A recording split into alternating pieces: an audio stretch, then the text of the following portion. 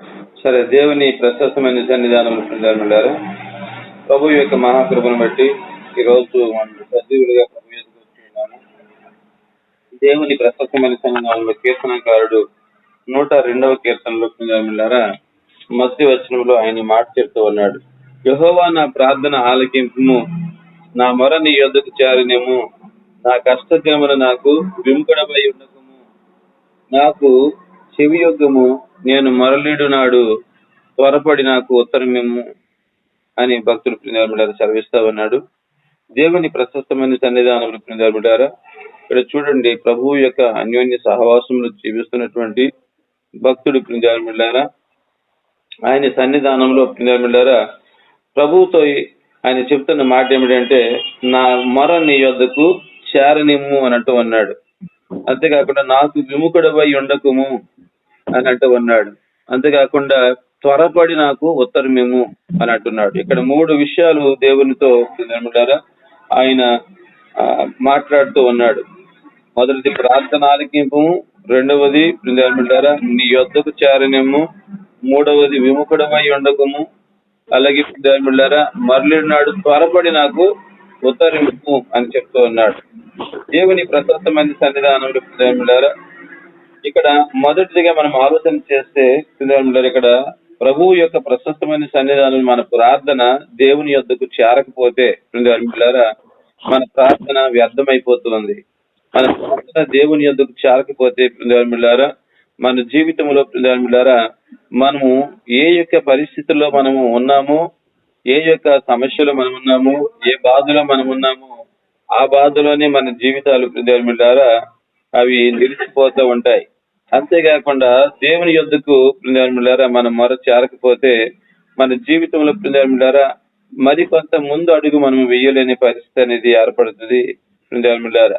రెండవదిగా మనం చూస్తే ఇక్కడ పిల్లలారా నాకు విముఖుడవై ఉండకము అని అంటూ ఉన్నాడు. పిల్లలారా దేవుడు విముఖత గాని మనకు చూపిస్తే, లేకపోతే మనకు దేవుడు పిల్లలారా మనలను ఎడమకం పెట్టినట్టు గాని పెడమెట్టం పెట్టినట్టు గాని ఒకవేళ ఉండినట్లయితే మన జీవితంలో పిల్లలారా మన కష్ట దినములు పిల్లలారా అవి మరింత కష్టాలుగా మారిపోయే పరిస్థితి అవుతుంది పిల్లలారా. మరింతగా మన జీవితాలు కష్టాలు అధికమవుతూ ఉంటాయి. మరింతగా పిల్లలారా అవి చెలరేగుతూ ఉంటాయి. ఎందుకంటే మన జీవితంలో పిల్లలారా మన యొక్క పిల్లలారా జీవన విధానంలో దేవుడు పిల్లలారా మనకు దూరముగా ఉండిపోతాడు. ఇంకా ప్రభువు దూరముగా ఉంటాడు పిల్లలారా. ఆయన సన్నిధానంలో మన జీవితాల్లో ప్రతి వేళ మనం చూడలేని వారముగా అయిపోతాం. అప్పుడు మన బ్రతుకుల్లో పిల్లలారా కష్ట దినములు అధికం ఎలాగవుతాయి అంటే పిల్లలారా ఒక గోకురు పుండు చిన్నదిగానే పడుతుంది, కానీ అది మళ్ళా పెరిగి పెద్ద అది రాక్షస పుండుగా మారేటువంటి పరిస్థితి ఉంటుంది. అలాగే మన జీవితాల్లో పిల్లలారా మన కష్ట దినములలో పిల్లలారా దేవుడు గాని విముఖుడు అయి ఉన్నట్లయితే మన బ్రతుకులు పిల్లలారా అవి అధికమయ్యే పరిస్థితి కలుగుతాయి. కాబట్టి పిల్లలారా ఇక్కడ విముఖుడవై ఉండకము అని భక్తుడు చెప్తున్నాడు. మూడవదిగా మనం చూస్తున్నారా త్వరపడి నాకు ఉత్తరమేమో అంటున్నాడు. ఎందుకు త్వరపడి దేవుడు ఉత్తరం ఇవ్వాలంటే పిల్లలారా తన జీవితం ఉన్నటువంటి కష్టములను పిల్లలారా అవి అధికమయ్యేటప్పుడు ఇంకా తన బ్రతుకుల్లో తట్టుకోలేని పరిస్థితులు ఎదురయ్యి దేవుడిని దూషించేటటువంటి పరిస్థితులు, దేవుడిని విడిచిపెట్టే పరిస్థితులు, దేవునికి దూరం అయిపోయేటువంటి పరిస్థితులు పిల్లలారా వాటిల్లే అవకాశం అనేది అక్కడ కలుగుతుంది అనమాట. కాబట్టి ఈ సన్నిధానంలో పిల్లలారా త్వరపడి నాకు ఉత్తరమేమో అని అంటున్నాడు పిల్లలారా. దేవుని సన్నిధానంలో ఆయన ప్రశస్తమైన అన్యోన్య సహవాసంలో పిల్లలారా నిజముగాని పిల్లలారా మన జీవితంలో ఈ ప్రత్యేకత మనం కావాలి. ఈ విలువైనటువంటి పిల్లలారా సమాధానం మనకి కావాలి అంటే ప్రార్థన ఆలకించేవాడు దేవుడు ఉండాలి. అంతేకాకుండా ఆయన యొద్దకు మన ప్రార్థన చేరే వారముగా ఉండాలి. అలాగే మన ప్రార్థనకు విముఖత అనేటటువంటి కలగకూడదు. అలాగే త్వరపడి దేవుడు మనకు జవాబు ఇవ్వాలి. ఈ ప్రత్యేకత పిల్లలారా మన బ్రతుకుల్లో ఎప్పుడు మనం చూడగలుగుతామంటే పిల్లలారా ప్రభువు యేసుక్రీస్తు ఒక ఉపమానం చెప్పాడు. అన్యాయస్తుడైనటువంటి న్యాయాధిపతిని గురించినటువంటి ఉపమానం ఆయన చెప్పాడు. ప్రజలు నిత్యము ప్రార్థన చేయించుండవలనని అని చెప్తూ పిల్లలారా ఒక అన్యాయస్తుడైన న్యాయాధిపతి ఉన్నాడు అని ఉపమానాన్ని చెప్తాడు. ఆ అన్యాయస్తుడైన న్యాయాధిపతి పిల్లలారా ఆ యొక్క సమయంలో ఒక తల్లి వచ్చి నాకును నా ప్రతివాదికి న్యాయం తీర్చమని కోరేటప్పుడు ఆయన అసలుకి ఆమె మాటని వినడు. ఆమె మాటని అసలు వినడు. ఆమె చెప్పిన కంప్లైంట్ ఏమాత్రం కూడా లక్ష్య పెట్టడు. ఏమాత్రం కూడా ఆమె లక్ష్య పెట్టకపోయేటువంటి పరిస్థితి ఉండేటప్పుడు ఆమె మళ్ళా ఏంటంటే మళ్ళా అడుగుతూనే ఉంటది. నాకును నా ప్రతివాదికి న్యాయం తీర్చండి అయ్యా అని చెప్పి ఆమె అడుగుతూనే ఉంటది.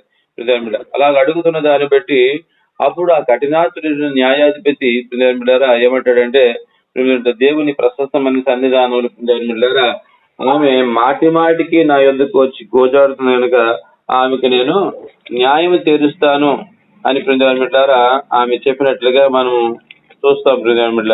ప్రభు యొక్క ప్రశస్తమైన సన్నిధానంలో ఆమెకు న్యాయము తీర్చబడడానికి వెంటనే తన మనస్సులు మార్చుకొని జవాబు ఇవ్వడానికి అక్కడ సిద్ధపడినట్లు మనము దేవుని సన్నిధానంలో మనం చూడవచ్చు. దేవునికి స్తోత్రం. హల్లెలూయా. తన మనస్సును మార్చుకొని వెంటనే ఆయన తీసుకునే నిర్ణయం మనం చూసినట్లయితే అంటాడు కదా లూకాసు వార్త 18వ అధ్యాయం 5వ వచనంలో, ఈ విధవరాలు నన్ను తొందర పెట్టుచున్నది కనుక ఆమె మాటి మాటికి వచ్చి గోజాడుకొనట్లు ఆమెకు న్యాయము తీర్చునని తనలో తాను అనుకొనెను.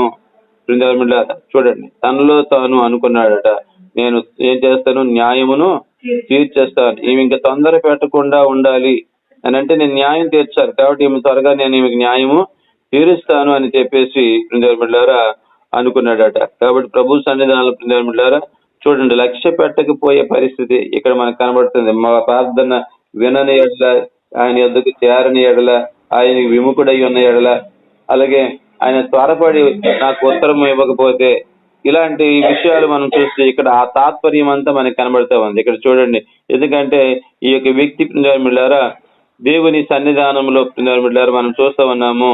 ఈ యొక్క న్యాయాధిపతి లక్ష్య పెట్టనటువంటి న్యాయాధిపతి, దేవునికి భయపడనటువంటి న్యాయాధిపతి. కాబట్టి ఈ యొక్క న్యాయాధిపతి కూడా ప్రతిఫలం ఇవ్వడానికి కొరకై అక్కడ మాటి మాటికి గోజాడేటువంటి తత్వము కలిగినటువంటి మనస్సు కలిగి ఉండేటప్పుడు వెంటనే అక్కడ న్యాయము తెచ్చడానికి ఇష్టపడ్డాడు. కాబట్టి అందుకే ప్రభువు అంటాడు కదా, అన్యాయస్తుడైన ఆ న్యాయాధిపతి చెప్పిన మాట వినుడి.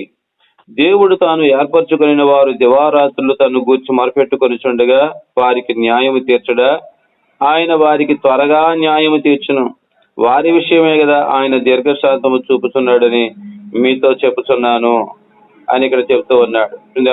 చూడండి, ప్రభు సన్నిధానంలో దివారాత్రులు తన్ను గూర్చి మొరపెట్టుకొని చుండగా వారికి న్యాయము తీర్చడా, ఆయన వారికి త్వరగా న్యాయము తీర్చును. వారి విషయమే కదా ఆయన దీర్ఘశాంతము చూపుచున్నాడని మీతో చెప్తున్నానని ప్రభు చెప్తా ఉన్నాడు. దేవుని ప్రజలుగా మన జీవితాలు త్వరితగతిలో మనకు సమాధానం రావాలి. త్వరితగతిలో మనకు దేవుడు సమీపముగా ఉండాలి. త్వరితగతిలోనే మన ప్రార్థన ఆయన యొద్దకు చేరాలి. మన ప్రార్థన ఆయన ఆలకించేవాడిగా ఉండాలంటే మనం ఇక్కడ ఈ యొక్క తల్లి వల్లి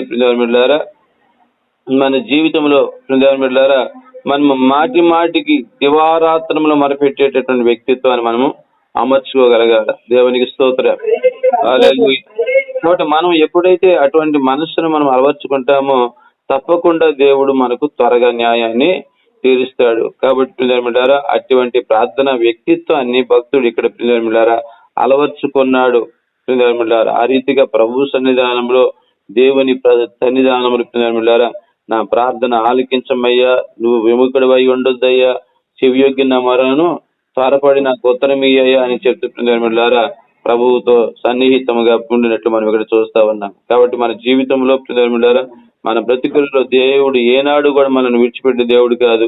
మనం ప్రభువు యొక్క ప్రశస్తమైన సన్నిధానంలో అయితే మనకి ఇక్కడ ఉండవలసిన వ్యక్తిత్వం ఏంటంటే మనం విసుగక నిత్యము ప్రార్థన చేసేటటువంటి మనసు మనకి ఉండాలి. నిత్యము మనం విసుగక ప్రార్థన చేసేవారు ఎంతకాలం చేస్తున్నలాగా ఎన్నిసార్లు అడుగుతాను దేవుడికి, ఆ ప్రభు ప్రతిసారి ప్రతి సమయం అలాగ అడుగుతూనే ఉండాలా, ఆయనకి అలాగ మనం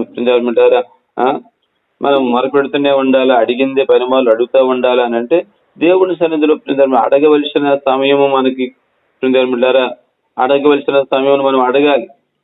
ఎందుకంటే మనం ఏది కోరుతున్నామో, ఏది కావాలనుకుంటున్నామో, ఏ కష్టం నుంచి మనం తప్పించబడాలనుకుంటున్నామో, ఏ బాధ నుంచి మనం విడుదల పొందాలనుకుంటున్నామో, ఏ సమస్యకు పరిష్కారం కావాలనుకుంటున్నామో అది దేవునికి మనము అడగకపోతే ఆయన మనకి ఏది కూడా చేయడు. అడిగినట్టుగా అడిగి మళ్ళా మనం ఊరుకుంటే ఆయన చేయడు. ఎందుకంటే ఇక్కడ దేవుడు అన్నాడు దివారాత్రములు అంటున్నాడు. నిరంతర ప్రక్రియ ప్రార్థన అనేది నిరంతర ప్రక్రియ. ప్రార్థనలో విసుగుదలైనటువంటిది అంత మాత్రము కూడా ఏ మనిషికి ఉండడానికి లేదు. ఎందుకంటే దేనిలో విసిగినా ప్రార్థనలో విసిగితే మన జీవితం మనం కూడా మన జీవితం వేజారిపోతుంది. కాబట్టి ప్రభు సన్నిధానంలో మనము దేవుని ప్రజలముగా మన జీవితాల్లో ప్రార్థనకు ప్రాధాన్యతనిచ్చేటటువంటి వ్యక్తిత్వాలు మనము కలిగి ఉండాలి. ప్రార్థన అనగానే త్వరపడే మనస్తత్వం మనకు ఉండాలి. ఎందుకంటే ప్రార్థనే సకల పరిస్థితులను మార్చగల సామర్థ్యత ప్రార్థనకే ఉంది. చాలాసార్లు మనం ఎన్నో కంప్లైంట్లు మన జీవితంలో ఎన్నో కంప్లైంట్లు ఏంటంటే మన మనసుల్లో కొన్ని కోరికలు ఉంటాయి.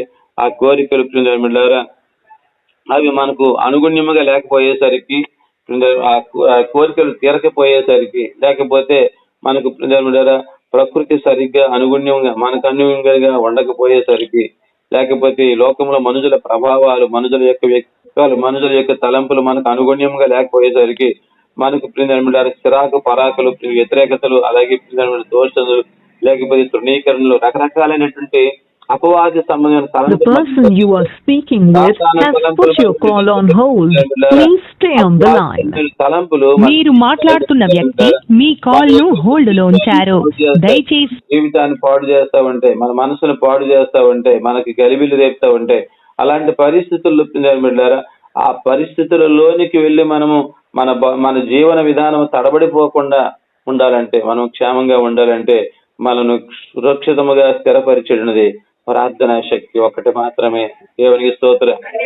కాబట్టి ప్రార్థనలో మన జీవితం ఎక్కువగా అంటు కట్టబడి ఉండాలి. ఎలాంటి భక్తులైన పిల్లల తప్పకుండా ప్రార్థనా పరులైన వారంగా మార్చబడాలి. భక్తిహీనుడైనటువంటి భర్తను మార్చగలిగేది భక్తి కలిగినటువంటి, ప్రార్థన కలిగినటువంటి స్త్రీ యొక్క జీవన విధానం. దేవునికి స్తోత్రం.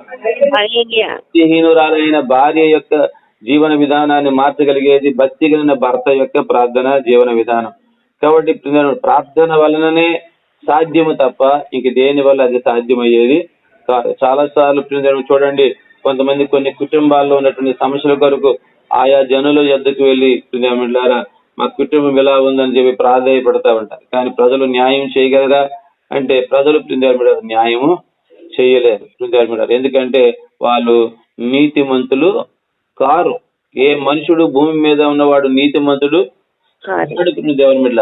కానీ నీతిమంతుడైనటువంటి క్రీస్తు, పరిశుద్ధులైన క్రీస్తు, జీవాధిపతి అయిన క్రీస్తు, నీ మరలాలకించే క్రీస్తు సమాధానకర్త అయి ఉండి ఆయన సమాధానపరిచి ఒక ప్రత్యేకమైన శాంతి, సంతోష, సమాధానంతో ఆయన మనల్ని నడిపిస్తాడు. కాబట్టి అటువంటి ప్రత్యేకమైన దేవుని సన్నిధానంలో మన జీవితాలు ఎడతెగక ప్రార్థన కలిగినవై ఉండాలి. ఏదో అప్పుడప్పుడు జస్ట్ మనం చేస్తామనేటువంటి తతంపు మనకి ఉండకూడదు. అసలు ఈ ప్రార్థన విధానం అర్థం కాక ప్రజలు చాలా నిర్లక్ష్య పాత్రలు అవుతున్నారు. ఎంతో మంది దేవుని సావాసానికి, దేవుని సన్నిధికి దూరం అవుతా ఉన్నారు. ఎంత చెప్పినా విననొల్లని జనులు అవుతా ఉన్నారు. అసలుకి ప్రార్థన తాత్పర్యంలో ప్రతి వ్యక్తి ఏనాడైతే స్థిరపడతాడో వారి జీవితాలు అద్భుతాలు జరుగుతాయి. లేకపోతే ఇచ్చగానికి ఏకీవించేటువంటి వారిగా చూడండి, ఈ యొక్క మీట్లో కొంతమంది ఏదో ఇచ్చగానికి ఒకసారి చేస్తారు కనబడేట్టుగా వెళ్ళేటటువంటిది. అటువంటి జీవన విధానంలో వారి జీవితాల్లో ఏమైనా మేలులు అధికముగా బలముగా ఉన్నాయని అంటే ఆ మేలులుగా ఉంటూనే వారు కీడులను అనుభవిస్తా ఉన్నారు. మేలులుగా ఉన్నట్టుంటూనే కీడులు అనుభవిస్తూ ఉన్నారు. దేవుడు ఎప్పుడు కూడా మనకి ఏ కీడు వచ్చినా, ఏ తెగులు వచ్చినా, ఏ కష్టం వచ్చినా, ఏ బాధ వచ్చినా అది శాశ్వత కాలంగా ఉంచే దేవుడు కాదండి. మన దేవుడు పరిశోధకుడు తప్ప శోధకుడు మాత్రం ఆయన కాదండి. ఆయన మన జీవితంలో పరిశోధిస్తాడు. అంటే మన భక్తి ఎలా ఉంది, మన యొక్క జీవన విధానం ఎలా ఉంది, దేవునితో సావాసం ఎలా ఉంది అని చెప్పి ఒకవేళ పరీక్షించడానికే మన యథార్థత, మన నీతి, మన యొక్క జీవన విధానం పరీక్షించడానికే తప్ప పిల్లల మనల్ని శ్రమల పాలు చేసి జీవితాంతం పిల్లల మనము నరకమనబడినటువంటి విధముగా మనము ఈ లోకంలో జీవించడానికి దేవుడు మనల్ని ఆయన పిలవలేదు.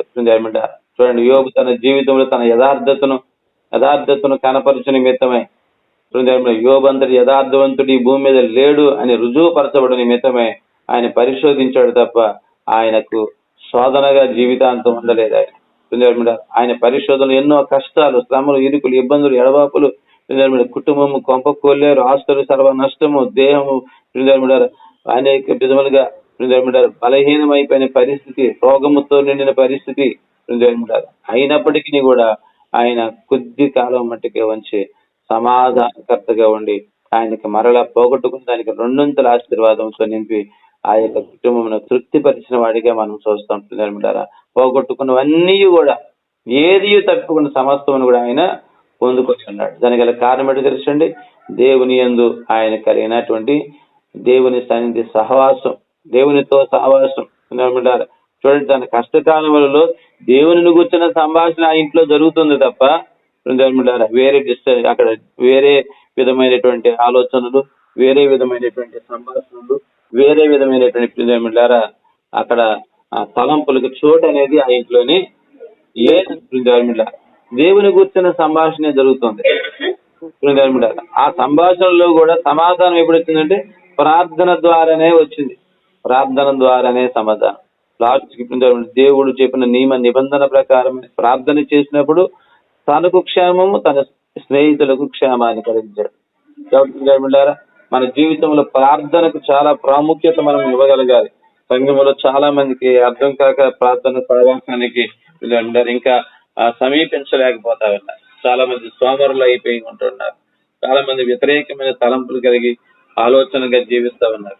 కాబట్టి ప్రార్థనతో మన జీవితం ఎంతగానో ముడిపడి ఉంది. ప్రతి మనిషికి జీవం పోసేది ప్రార్థన, ప్రతి మనిషి పరిస్థితులు మార్చేది ప్రార్థన, ప్రతి మనిషి కన్నీరు తుడిచేది ప్రార్థన, ప్రతి మనిషి కూడా దేవునిని నిదానముగా చూడగలడానికి ప్రాధాన్యమైనటువంటి ప్రార్థన, ప్రభువుతో మాట్లాడగలిగేదే ప్రార్థన. ప్రభువు నీతో మాట్లాడాలన్నా ప్రార్థనే. ప్రభు సన్నిధానంలో ఆ ప్రార్థనా శక్తి ఎవరైతే ధరించుకుంటారో వారి జీవితాల్లో ఈ లోకాన్ని వారు జయించి ఉన్నారు. అందుకంటే క్రీస్తునందున్న వారు లోకమును జయించి ఉన్నారు అని అంటాడు. లోకాన్ని ఎలా జయిస్తావు? కేవలం ఏదో మతం తీసుకుంటే అయిపోతుంది కాదు. మతం తీసుకుంటే లోకాన్ని జయించలేదు. పాపాలన్నీ ఉంటాయి.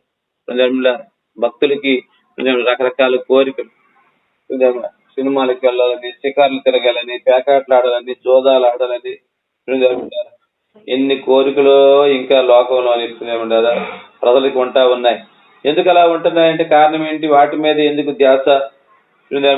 దేవుడు సమయం ఇచ్చినప్పుడు అసలు బైబిల్లోనైతే సమయం అనక అసమయం అనక ఎవరితో గడప ఆత్మపూర్ణులై ఉండండి, దేవుని సన్నిధిలో ఉండండి, పాటలతో ప్రార్థనలతో ఒకరినొకరు హెచ్చరించుకున్న వారిగా ఉండండి, దేవునికి కృతజ్ఞతాస్తుతులు చెల్లించే వారిగా ఉండండి అని దేవుడు చెబుతామంటే మనకి అసమయములందు ఎలాగా మనము దేవునికి సమీపించము. సమయం దొరికినప్పుడైనా దేవుడితో మనకి సంబంధం లేకుండా ఊరు మీద లోకంలో ప్రజలు ఎలా ఉన్నారో అలాగే దేవుని క్రైస్తవులు కూడా ఉంటున్నారు నేటి దినాల్లో. ఎందుకు అలాగ అవుతున్నారు? కారణం ఏంటంటే ఇలాంటివి హెచ్చరిస్తే, ఇలాంటివి ఖండిస్తే మేము ఎదవలం, పనికిమాలిన భాషుడు, దుర్మార్గుడు, ఎంత కఠినాత్ముడు, వీడికి అసలు దేవుడు అని చెప్పి మాటతోనే మనుషులను చంపుతాడు తప్ప వీడికి ఏ ఆనందం లేదు, సరదా లేదు, సందడి లేదు, వీడికి పిచ్చి ఉండకూడదు అని చెప్పి అనుకొని పూర్తిగా క్లారిటీ ఇచ్చేస్తారు మేడం, తీర్పు తీర్చేస్తారు పూర్తిగా. కానీ ఒక దినాన్ని తీర్పు దినాన్ని ఇలాంటి వాళ్ళందరూ నిలబడతారు, న్యాయపేట మీద నిలబడతారు. వారికి దేవుడు తీర్పేట తెలుసండి, మండుతున్న అగ్నిగుండం. నా దాసుని స్వరం విననాలని వారిగా మీరున్నారు, వాక్యం చెవియొక్కనాలని వారిగా ఉన్నారు. అనేకులు మోసగాళ్ళైన దొంగ బోధకుల యొక్క మాటలు విని మీ శరీరానుసారమైన శరీరాస నేతరాస జీవబడ్డములు బ్రతుకుతున్నటువంటి భ్రష్టులై ఉన్నారని చెప్పి దేవుడు తీర్పు తీరుస్తాడు. నువ్వెవడవో నాకు తెలియదు. ఎందుకంటే మన ప్రయాణం క్రీస్తులోకి ఎప్పుడైతే వచ్చేసామో మనం సంపూర్ణతలోనికి రావాలి. క్రీస్తు స్వరూప్యములోనికి రావాలి. అందుకే పరిశుద్ధులు సంపూర్ణులగినట్లు అంటాడు. అంటారు పరిశుద్ధులు సంపూర్ణులగినట్లు అని అంటాడు. అంటే ఏదా సంపూర్ణత అంటే క్రీస్తు ఏ విధముగా ఈ లోకములో ఉండినప్పుడు జీవించాడు. ఆయన ఏ లోక ఆశలు గాని, ఎటువంటి లోక పాపములు గాని, లోకములో ఉన్నది ఏది కూడా ఆయనకి నిర్మిటారా ఆయన ఎంత మాత్రం కూడా ఆశించిన వాడిగా లేడు. ఆయన నిరంతరము ఉండేటటువంటి జీవన విధానంలో ఆయన అంటాడు కదా, నా తండ్రి చిత్తమును నెరవేర్చుటకే నేనున్నాను. దేవునికి స్తోత్రం. ప్రభువు చిత్తములో మనం ఉండాలి. ఆ చిత్తము నెరవేర్చడానికి కొరకు కన్నీళ్లతో రోదలతో మనం తప్పించగల వారిని ప్రార్థన విజ్ఞాపనలతో ఆయన నిరంతర ప్రక్రియలో ఉన్నాడు. ఆ ప్రక్రియ ఎవరికి ఇష్టమైందట? తండ్రి అయిన దేవునికి ఇష్టమై ఉంది.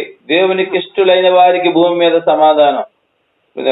పిల్లల్లో చిన్న చిన్న పొరపాటు అనుకుంటా. నేనేం తప్పు చేశాను? ఆడుకున్నాను కదా, నేనేం తప్పు చేశాను?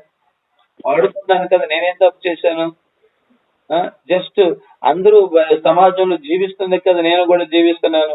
వాళ్ళకి లేని తప్పు, వాళ్ళకి భోగభాగ్యాలు బాగానే ఉన్నాయి, నాకెందుకు లేవు అని అంటే అవేనమాట. నాకెందుకు లేవు అని అంటే వాళ్ళకి మనశ్శాంతి. చూడు ఎంత ఎంజాయ్ చేస్తున్నారు అనిలు, నేనెందుకు? సేమ్ వాళ్ళు చేసిన దాంట్లో నేను కూడా ఉన్నాను కదా, మరి నాకెందుకు సంతోషం లేదు, నాకెందుకు ఆనందం లేదు అని అంటారా? ఎక్కడ కోల్పోయిందంటే దేవుడు ఏది చేయొద్దు అన్నాడు, అది చేసినందువల్ల ఆ సంతోషం అక్కడికి కోల్పోయింది. ఏమంటారా? దాని వలన ఇంటికి కీడు సంభవించి, ఇంటికి రోగం సంభవించి, ఇంటికి తెగుళ్ళు సంభవించి, ఇంటికి శ్రమలు సంభవించి, ఎంత కలిగినా కూడా కలగిన వారి వల్ల తెప్పలు పడే పరిస్థితి. ఇవన్నీ కూడా అర్థం కావట్లేదు క్రైస్తవులకి. వాడి ప్రభు బిడ్డలుగా మన జీవితాల్లో ఈ విషయాలు మనం గమనించి ప్రభువుతో అంటూ కట్టబడి మన జీవితాన్ని కొనసాగింపబడాలి. ప్రభువుతోనే, ప్రార్థనతో మన జీవితం ప్రారంభమవుతుండాలి. ప్రార్థనతోనే మళ్ళీ మనం నిద్రలోనికి వెళ్ళగలగాలి. దేవుడితో మాట్లాడేటటువంటి వ్యక్తిత్వాలు మనం అమర్చుకునేటప్పుడు ఆయన కూడా మనతో మాట్లాడిన ఆతృత కలగంటాడు. అంతే కదా, తండ్రి దగ్గరికి కానీ తల్లి దగ్గరికి కానీ బిడ్డెళ్ళి మాట్లాడితే కదా తల్లి కూడా మాట్లాడుతుంది, తండ్రి కూడా మాట్లాడతాడు. దేవుడు ఎప్పుడైనా నీతో మాట్లాడామని అంటే ఏమోనండి నాకు తెలియదు. ఎందుకు మాట్లాడతాడు దేవుడు? నువ్వు దేవుడితో మాట్లాడితే కదా నీతో దేవుడు మాట్లాడతాడు. నాన్న నాన్న నాన్న నీవు ఆయన భుజంకి ఎక్కితే కదా ఎందుకు నాన్న అని చెప్పి ఆ తండ్రి అంటాడు. ఎట్టి పరిస్థితుల్లో కూడా మనుషులకు అర్థం కావటం లేదు దేవుడితో జీవన విధానం, దేవుడితో గడపడం, ఆలోచనలు చేయటం. కాబట్టి చాలా మంది క్రైస్తవులు శాపగ్రస్తులుగానే ఉంటామన్నారు. అన్యజనుల సంపాదనల్లో వారు సంతోషిస్తామన్నారు. క్రైస్తవుల సంపాదనలో దరిద్రుల కంటే హీనులుగా బతుకుతారు. క్రైస్తవులకి సంపదలు ఉన్నాయి, అన్యులకి సంపదలు ఉన్నాయి. కానీ అన్యజనులు వారి సంపాదనలో సంతోషిస్తున్నారు. క్రైస్తవులు వారి సంపాదనలో దరిద్రుల కంటే హీనులుగా, శాపాన్ని కొనుక్కొచ్చుకున్న వారిగా, మనోదుఖానికి గురైన వారి వల్ల జీవిస్తూ ఉన్నారు. కారణం ఏంటో తెలుసా? ఎవరితో గడపాలని దేవుడు చెప్పాడు, ఆయనతో గడపక వారు తెలియక లోకంలో ఉన్నారు. మనం తెలిసి లోకంలో జీవిస్తూ ఉన్నాం. కాబట్టి మనకి శ్రమ, వాళ్ళకి శ్రమ. చెప్పండి, ఎవరికి శ్రమ? తెలిసి చేసిన వాడికి శ్రమ, లేకపోతే తెలిసి చేసిన వాడికి శ్రమ. అందుకే క్రైస్తవులు శ్రమలు పాలవడానికి గల కారణాలు అంతే. ఇది ఈ చిన్న చిన్న లాజిక్ తెలుసుకోక సమాజంలో తెలుసుకున్నా తెలియజేస్తున్నా కూడా మొండి వైఖరి కలిగి దేవునికి వ్యతిరేకంగా జీవిస్తున్నారు. అలాంటి సంఘాలు ఏం వర్ధిల్లుతాయి? అలాంటి సంఘ బిడ్డలు ఏ విధంగా ఫలిస్తారు? ఆలోచన చేసుకోవాలి. కాబట్టి ప్రభు బిడ్డలుగా మనం ఈ రోజు దేవుడు మాట్లాడుతున్నాడు. దేవుడు మన ప్రార్థనకు విముఖుడుగా కాకుండా ఉండాలంటే, మన ప్రార్థన త్వరితంగా ఆలకించాలంటే, ప్రభు మనకు జవాబు ఇవ్వాలంటే ఇక్కడ అంటున్నాడు కదా, ఎడతెగని ప్రార్థన మీ జీవితాల్లో ఉండాలి. దివారాత్రులు తండ్రి దేవునికి మొరపెట్టే వ్యక్తిత్వాలు మీలో ఉండాలి. మీ జీవితంలో ప్రభువుతోనే మాట్లాడేటువంటి వ్యక్తిత్వాలు మీరు కలిగి ఉండాలి అని ఆయన మాట్లాడుతున్నాడు. అటువంటి జీవన విధానం కొరకే మనం దేవుని సమర్పించుకుందాం, ప్రార్థన చేసుకుందాం. ప్రభుత్వం ప్రతి ఒక్కరు కూడా ప్రార్థన చేసుకుందాం. దేవుని ప్రశస్తమైన సన్నిధానం ఉంటారు. ఎవరికి వారుగానే ప్రభు బిడ్డలుగా ప్రతి ఒక్కరు మీ హృదయాలు దేవుని తట్టు చూపండి. మీ హృదయాలు దేవుని వైపు మళ్లించండి. ప్రతి ఒక్కరు ప్రార్థనా పూర్వకంగా దేవుని సన్నిధిలో ఉందాం. మనస్పూర్వకంగా ప్రార్థన చేద్దాం. సర్వాధికారి అని దేవుడు తన ప్రభుత్వం మన జీవితాలు అద్భుతాలు జరిగించాలి. మనం ఏ ఆశతో ఉన్నామో, ఏ అక్కర కొలిగి ఉన్నామో, ఏది కావాలని మన కుటుంబంలో మనం కోరుకుంటున్నాము, భర్త పట్ల కావచ్చు, భార్య పట్ల కావచ్చు, పిల్లల పట్ల కావచ్చు, తల్లిదండ్రుల పట్ల కావచ్చు, అక్క చెల్లెల పట్ల కావచ్చు, అన్నదమ్ముల పట్ల కావచ్చు, లోకంలో సమాజంలో జీవించే దేవుని విధానంలో కావచ్చు, మన నడకలో కావచ్చు, మన పడకలో కావచ్చు, మన తలంపుల్లో కావచ్చు, అన్ని దేవుడికి అప్పగించుకుంటే ఆయన మన జీవితాలు ప్రత్యేకమైన ప్రార్థన చేస్తారు.